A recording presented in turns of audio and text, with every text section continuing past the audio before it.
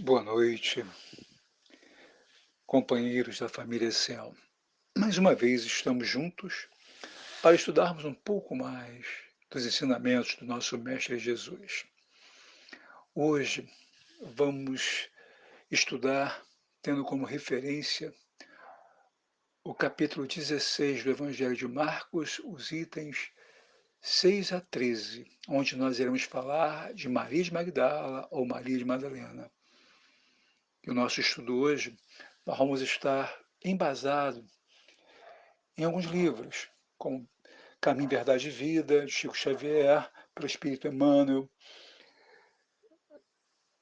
Primícias do Reino, psicografado por Divaldo Pereira Franco, pelo Espírito Amélia Rodrigues, o livro Boa Nova, ditado pelo Espírito Humberto de Campos, psicografado por Chico Xavier, palestras de Divaldo sobre Maria de Magdala. Então, são algumas questões, são alguns estudos que irão embasar a nossa fala de hoje. Vamos então iniciar os nossos estudos com a nossa prece. Jesus, Mestre amado, querido amigo, querido irmão, misericordioso, que está sempre olhando por todos nós, procurando com a sua misericórdia nos orientar para que possamos encontrar o caminho em tua direção, o caminho do amor, o caminho da paz, o caminho da benevolência, da caridade.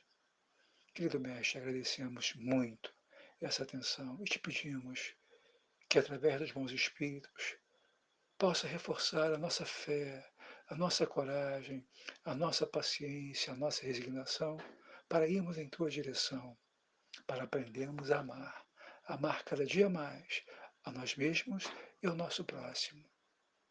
Fique conosco, Mestre, nos orientando para seguirmos em tua direção, em busca do nosso aperfeiçoamento. Que assim seja. Bem, meus amigos, meus companheiros da família Cial, vamos então iniciar a nossa fala buscando o Evangelho de Marcos, no capítulo 16, e versículos de 1 a 16. Vamos começar pelo versículo 1, que diz assim: E passando o sábado, Maria Madalena e Maria, mãe de Tiago e Salomé, compraram aromas para irem ungí-lo.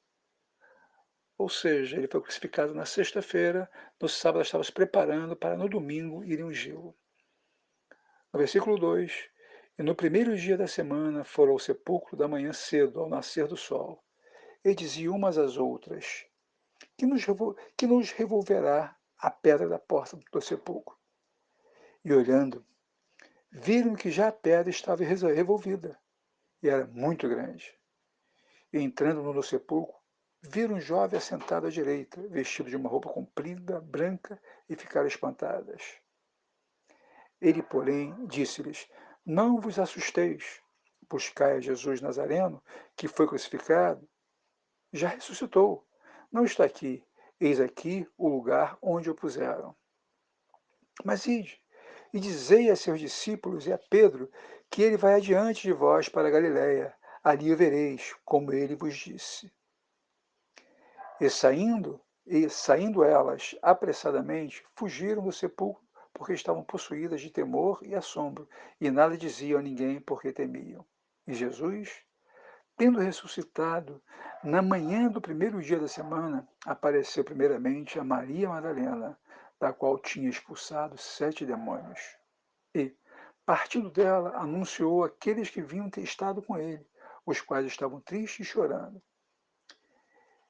E ouvindo eles que vivia e que tinha sido visto por ela, não o creram. E depois manifestou-se de outra forma a 2 deles, que iam do caminho para o campo. E indo estes, anunciaram-no aos outros, mas nem ainda estes creram. E finalmente apareceu aos 11, estando eles assentados à mesa, e lançou-lhe em rosto a sua incredulidade e dureza de coração, por não haverem crido nos que os tinham visto já ressuscitado. E disse-lhes: Ide por todo o mundo, pregai o evangelho a toda criatura. Essa passagem de Marcos né, nós vamos buscar apoio numa fala de Emmanuel, do livro Verdade, Caminho, Verdade e Vida, que diz para nós dos fatos mais significativos do Evangelho, a primeira visita de Jesus na ressurreição é aqueles que convidam à meditação substanciosa e acurada. Por que razões profundas deixaria o Divino Mestre tantas figuras mais próximas de sua vida para surgir aos olhos de Madalena, em primeiro lugar? Somos naturalmente compelidos a indagar por que não teriam aparecido antes ao coração abnegado e amoroso que lhe servira de mãe ou aos discípulos amados. Esse é um trecho da fala de Emmanuel e vai continuar essa fala mais adiante. Mas vamos procurar entender esse processo buscando a história de Maria de Magdala. Quem foi Maria de Magdala? Por que, que é uma questão que Jesus aparece para ele, não para a mãe dele, não para os demais? O que isso significa? Antes, vamos entender a história de Maria de Magdala. Magdala era um centro de comércio e indústria de muita prosperidade. Para lá acorriam mercadores e aventureiros de todo o Oriente. Reclinada sobre as bordas do mar, gozava de clima ameno e desfrutava de águas piscosas privilegiadas.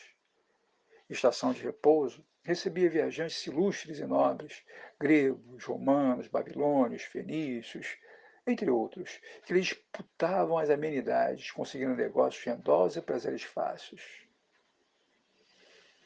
E nessa cidade, Maria de Magdala se estabeleceu. Depois de dolorosas e rudes experiências, ela conseguira adquirir na cidade famosa luxuoso palacete, favorecido com jardins e pomar imenso, onde sicômoros antigos e vetustos confraternizavam com plátanos, roseiras e madressilvas pequeninas. Em sua casa, ela recepcionava os homens mais requisitados, com padrão de vida mais elevado, que transitavam pela urbe agitada. Era muito jovem, o licor da mocidade corria como sedutor, atraindo compradores ricos que se disputavam a vaidade de consegui-lo.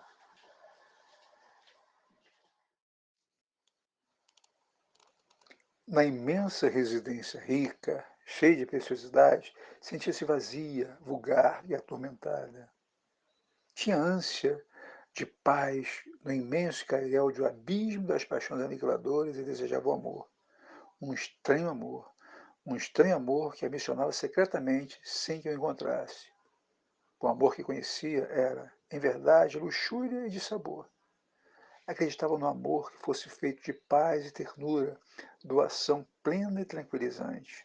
De coração generoso, gostava de ajudar e, por ser infeliz, compreendia a dor dos sofredores e se apiedava da aflição dos desditosos. As servas, as servas falavam de alguém. O nome dele soava na acústica dos corações como a melodia suave de uma harpa atingida de longe. Ele, com estranho fascínio no olhar, antimortiço e sem vitalidade, chamavam-no o libertador, e completavam que não era um libertador comum, quase aqueles que prometem quebrar as algemas de ferro da escravidão política e social, mas o singular Salvador, que oferece paz perene e libertação total, tranquilidade e segurança íntima, independente da situação física em que se transitasse. Trazia o coração o preço e sentia auge da constrição das forças ignotas que ali atesanavam o espírito, perturbando-lhe a razão e amargurando-lhe as horas. Uma jovem escrava sua, que escutara na véspera, falou com desembaraço: Senhora, hoje ele pernoita perto daqui em Cafarnaum. E de vê-lo, senhora. A voz era quase súplice. E ela foi. E ela foi e começou a entender que até ali ela caminhara sobre as rubras rosas do desejo, embriagando-se com vinho e alegrias. No entanto, seu coração estava sequioso e desalento. Jovem formosa, emancipada de preconceitos férreos de sua raça, sua beleza escravizava aos caprichos de mulher os mais ardentes admiradores, mas seu espírito tinha fome de amor. E nesse sentido, ela vai ter com Jesus, já entendendo como era a vida dela. E essa mulher, profundamente perturbada, que era a rainha do sexo, na sua época foi a Jesus e quando se acercou dele, ele falou suavemente: Maria, tu me conheces? Ó oh, Maria, ergo bonus pastor sum, ou seja, sou um bom pastor e conheço as minhas ovelhas uma a uma. Maria, se tu me conheces, tu sabes que eu sou uma pervertida. Jesus, não, Maria, eu sei apenas que tu estás doente. Mas, Senhor, eu vivo no Lupanar. Lupanar é uma casa de prostituição, né? E Jesus responde para ela, mas é também um lar, Maria. E ela fala com Jesus, mas ali eu sou mercadoria. E Jesus já responde mais uma vez, ó Maria, seria muito melhor que ao invés de estares exposta, estivesse composta, e ao invés de seres buscada para o comércio da ilusão, se transformasse em uma realidade de paz. E o que eu devo fazer? Ama, Maria, ama teus filhos. E ela responde, desgraçada de mim, tenho o ventre varado 1000 vezes, eu nunca tive a honra de ser mãe. E Jesus diz para ela, Maria, quando digo que ame aos seus filhos, que tu os ames, eu quero dizer que ame aos filhos que não têm mães, às mães que não têm filhos. Porque, Maria, amar o filho da própria carne é um dever imposto pela vida orgânica, mas amar aqueles que são de outra carne é uma proposta do amor de Deus. Tu nunca viste, depois dos escombros do frio e da destruição, a primavera suave beijar as pedras e arrancar delas as flores miúdas? Tu nunca viste o solo árido, depois de regenerado pela chuva, reverdecer e cobrir-se de flores? E o pântano, Maria? Depois de drenado por valas, torna-se um jardim ou um pomar. Assim, é aquele que ama. Quando eu te digo que ames, eu quero dizer dá-te oportunidade de alguém agasalhar-te o coração e tu embalares com as tuas dúlcidas vibrações de ternura. Vai, Maria, e ama. Um dia perdoa-se. Ai, Senhor, eu te daria minha vida, dá-la-ei agora. Jesus diz, é cedo, Maria, mas um dia, que não está muito perto, nem tão longe, eu te pedirei a vida. E a meretriz Magdala, Miriam de Migdol, segundo Divaldo Pereira Franco, saiu dali e nunca mais esqueceu aquele doce diálogo. A partir daquele encontro em Cafarnaum, toda a tarde que o leque dourado do sol queimava as últimas nuvens, apagava-se no poente de uma barca um homem belo e incomparável, estendia as mãos e falava aos ouvidos do coração dos aflitos. E entre estes uma mulher de peregrina beleza, atendia as crianças, socorria desvairados, punha óleo em feridas. E aí Jesus é crucificado e ela consegue acompanhar todo esse sofrimento de Jesus, de sua mãe, de seus amigos. E depois que ele se foi, ela ouviu em uma manhã esplendorosa de Cafarnaum, quando todos os amigos se foram. E ela disse, leve-me, Pedro, leve-me com você. Pedro, não posso, tu és mulher, as mulheres são frágeis, não posso levar-te comigo. Maria compreendeu, nunca perdoariam. Do lugar de onde ela veio, perdoava os homens que a derrubaram, mas não perdoavam quem havia caído. Edivaldo, sua palestra continua. Ela entendeu e continuou na praia, pediu emprego de porta em Cafarnaum, mas quem tinha lugar para uma mulher arrependida? E ela ficou naquela praia sós. Na terceira madrugada, ela viu um grupo de pessoas que batiam matraca, e uma voz surda que de quando em quando chegava. Fugi! Morféia, a doença bíblica, o mal de Hansen, a lepra. Saia da direção do vento. Ela quis correr, mas lembrou-se de Jesus e pensou: o que faria Jesus? E ela ficou, foi ficando. Quando chegou aquele grupo, alguns a cavalo, outros sem membros ou muletas, crianças marcadas com as rosas púrpuras da degenerescência orgânica. Ela perguntou: para onde ides? Procuramos Jesus de Nazaré. Estamos chegando de longas terras da Síria. E ouvimos falar de um profeta peregrino que lavava a lepra. Onde estamos tão cansados. Maria baixou a cabeça, porque chegastes tarde. Mataram-me. Divaldo, em sua palestra, continua: ele se foi e voltou para nos dizer que estaria conosco. E agora retornou ao seio de seu pai, e a nossa dor ficou entre nós. Maria percebeu a decepção nos rostos das pessoas, as lágrimas do desencanto. Então ela começou a dizer: mas ele nos disse, e repetiu as palavras do Sermão do Monte. Falou, falou, e mais ainda, até o dia amanhecer. Quando as autoridades de Cafarnaum vieram expulsar todos ali para o Vale dos Imundos. E quando eles se foram, sorriam. A esperança estava estampada no seu rosto. E quando ela os viu dobrar numa curva da praia, e uma criança acenou-lhe a Deus, ela pensou: eram seus últimos amigos, não tinha ninguém. E ela deu um grito: espera por mim! E saiu a correr.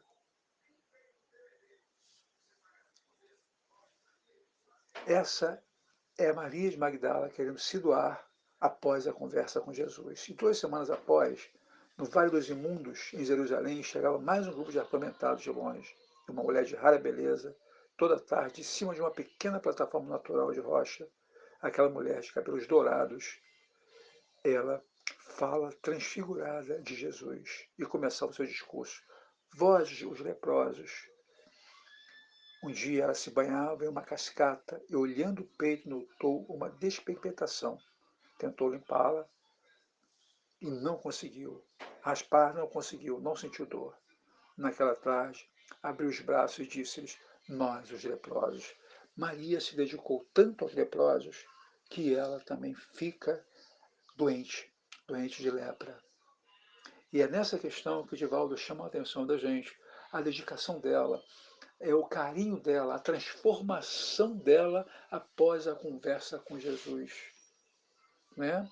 Tanto é que Emmanuel nos coloca, no início da sua fala, quando ele fala de Madalena, dos fatos mais significativos do Evangelho, a primeira vez de Jesus na ressurreição, é para Maria de Madalena, é para Maria de Magdala. Então, por que isso? Né? Por que isso? Então, nessa troca, vai se colocando e vai se trabalhando essas questões. E o que realmente Maria de Magdala, com suas passagens, teve? O encontro com Jesus. Né? Ela se encontrou com Jesus e depois se encontrou com Jesus na casa de Simão, onde Jesus foi convidado a comer. E ela foi lá e todos a fitavam com desagrado. Mas ela foi lá ter com Jesus. E lá ela chorou, e suas lágrimas lavaram os pés de Jesus. Ela colocou óleo na cabeça de Jesus e enxugava bastante todos os pés de Jesus com sua vasta cabeleira. Se este fosse profeta, aí Simão pensa, se este fosse profeta, bem saberia quem é e qual é a mulher que lhe tocou, pois é uma pecadora. E Jesus retruca ele, dizendo que o que seria pecado, qual seria o pecado, como seria esse pecado.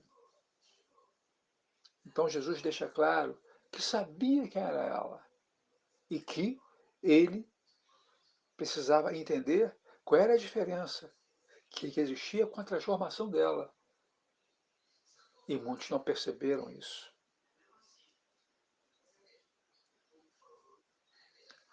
Maria de Magdala, diante da crucificação,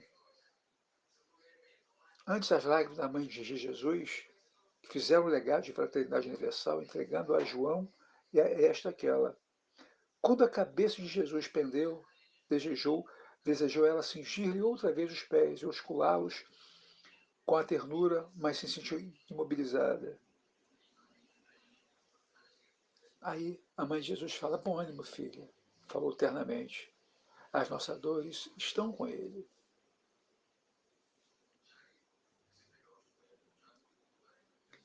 E Pedro lá no foro, por que ela?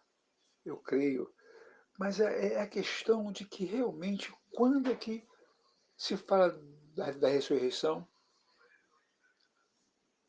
mas quando aparece para ela, e as pessoas não creem.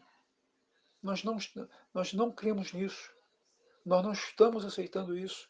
Não é possível que ele tenha aparecido exatamente para você. Não estiveram outras no sepulcro? João e Pedro não foram lá? Por que ela? E a mãe de Jesus, Maria, deixa claro: eu creio, filha, acentuou a sua saudosa mãe. Secreto pressentimento diz-me que meu filho vive. Eu creio, porque sei que a nossa dor e saudade estão com ele, como a sua saudade se demora em nós. É uma fala de Amélia Rodrigues, do livro Primícias do Reino, psicografado por Rosivaldo Pereira Franco.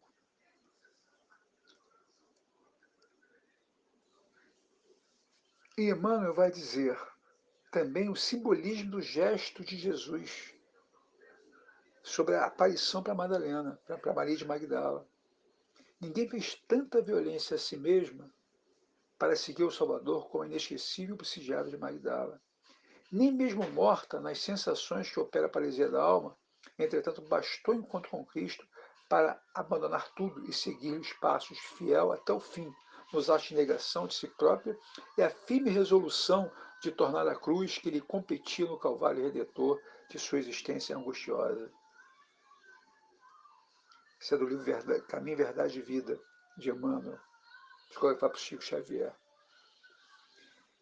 E nessa questão simbólica, nesse simbolismo de Jesus, a gente também busca agora entender quais as lições de Maria de Magdala, o que ela deixa, quais as lições que ela deixa. A força das mulheres, o olhar de prosperidade, todos somos doentes, irmãos, perdão e auto-perdão, todos são chamados. Sem dúvida, a mulher cabe uma importante cota da contribuição com a obra de Deus, oferecendo a sua sensibilidade e a sua inteligência em favor da vida. Muito a propósito é a afirmação do Espírito de verdade, da verdade, quando situa a tarefa delegada por Deus à mulher como mais importante que a do homem, uma vez que cabe a ela o conduzimento dos homens, dando-lhes as primeiras noções de vida. Isso está na questão 821 do Livro dos Espíritos.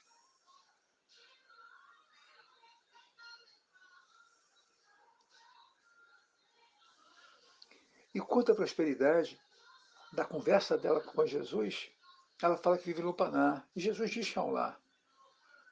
E Jesus também coloca que, mesmo em escombros do frio e da destruição, a primavera suave vem a beijar as pedras na arrancar delas flores. E fala do solo árido a cobrir de flores. Fala do pântano que, drenado por valas, torna-se um jardim ou pomar. Isso é um olhar de prosperidade. E Maria entende isso. Todos somos doentes, irmãos. Tanto é que quando Jesus conversa com Maria, ela diz que não consegue, que não é não, Maria. Eu sei apenas que tu estás doente. Ela estava doente do espírito. O Rabi esclareceu a jovem entusiasta: ama os sofredores e confabula com todos, informando que as impurezas, muitas vezes, estão ocultas e ninguém as vê. Dignos de todos, no entanto, de compreensão e ajuda. Eu não tenho o direito de censurar, nem de absolver, mas eu tenho o dever de ajudar, ministrar o remédio de Jesus. Isso está na fala de Valdo Pereira Franco na sua palestra Perdão e Auto-Perdão, parte 2. E continuando, Divaldo diz assim: Jesus diz a Maria: vai, Maria, ama. Um dia perdoe-se. Ele não a condenou, ele não a absolveu. Ele deixou o problema com ela porque o problema era dela. Perdoava os homens que a derrubaram, mas não perdoavam quem havia caído. Olha bem que parte interessante. Ele não a condenou e ele não a absolveu. Ele deixou o problema com ela, porque o problema era dela. Então os problemas pertencem a nós. Nós seremos ajudados, mas cabe a nós resolvê-los, porque o problema está relacionado a nós mesmos e não ao outro. Não é a mesma coisa. Você está feliz, o teu amigo pode ver essa mesma felicidade? Não, ele vai ficar contente por você estar bem, mas você que vive essa felicidade. Você está muito mal, você está passando por um problema difícil, seu amigo pode te ajudar, mas quem é que vai ter que resolver o problema? Você. E Jesus deixa isso claro aqui. Jesus ratificou a lição de que a sua doutrina será para todos os aprendizes e seguidores, o código de ouro das vidas transformadas para a glória do bem.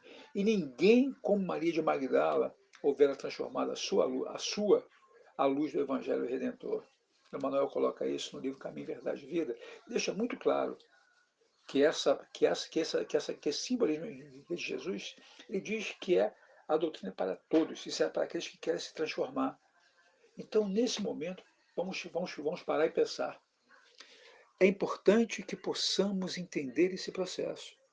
É importante que possamos entender que Maria de Magdala lutou muito contra o que ela, o que ela, o que ela tinha e buscou transformar o que ela não gostava.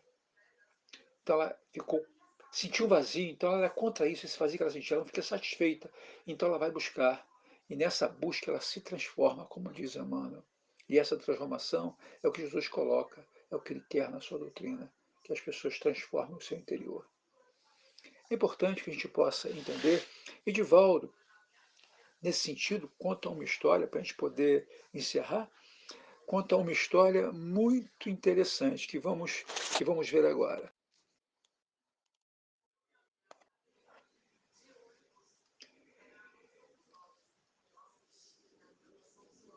Que Maria de Magdala, tomada pela enfermidade, foi visitar a mãe de Jesus, de quem sentia uma grande falta.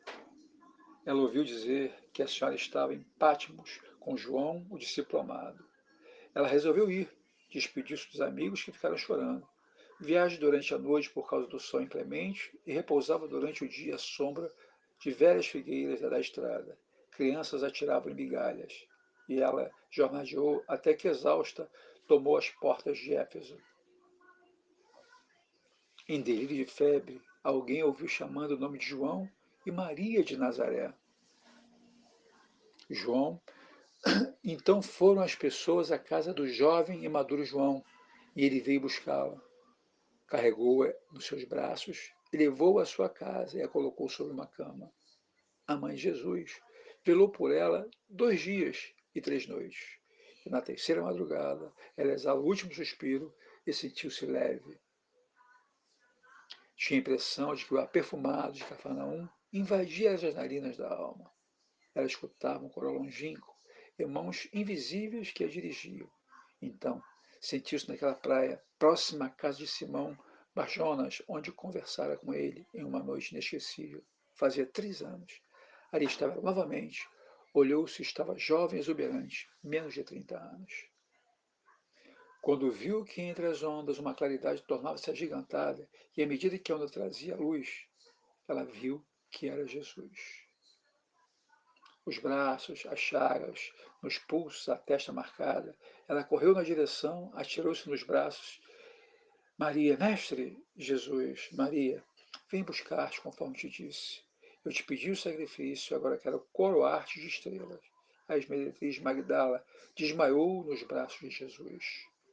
Naquela noite, quando olhava os embora estrelado, o astrólogo persa percebeu a claridade de uma novíssima.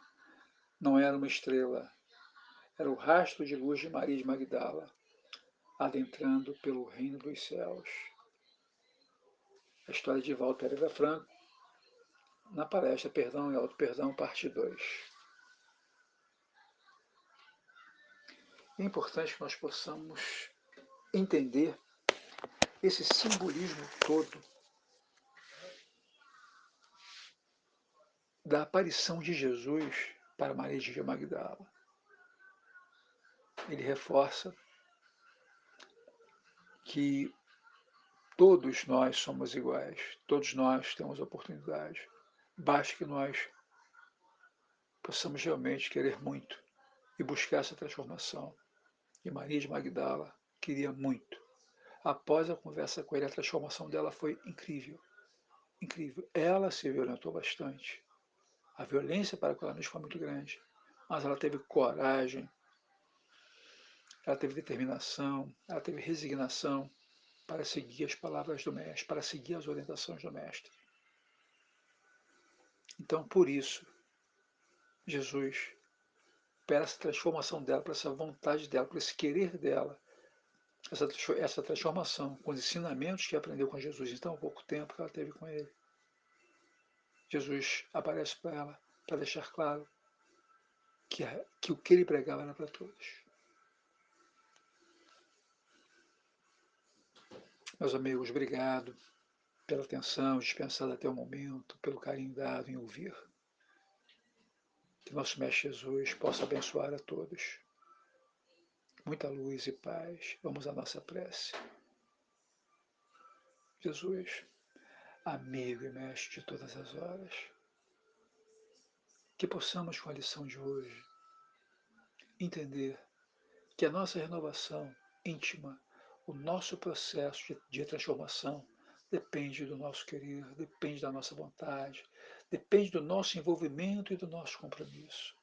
Te pedimos, Mestre, nos fortaleça para que possamos dar o primeiro passo para a nossa transformação, em busca de Ti, em busca dos Teus ensinamentos, em busca da Tua prática, Mestre, que é a prática do amor, a prática da caridade, da indulgência, da benevolência. Que o exemplo de Maria de Magdala sirva para todos nós, a sua determinação, a sua vontade e a sua fé. Que possamos, Mestre, entender e buscar para que possamos nos transformar também a cada instante, a cada minuto, com a força e com a fé. Te pedimos ajuda nisso, Mestre, para que possamos ter força e fé de seguirmos adiante, diante de Ti, Mestre. Nos orienta, nos guie, nos fortaleça a cada instante, para que possamos superar o orgulho, a vaidade e o egoísmo. Que assim seja, Mestre.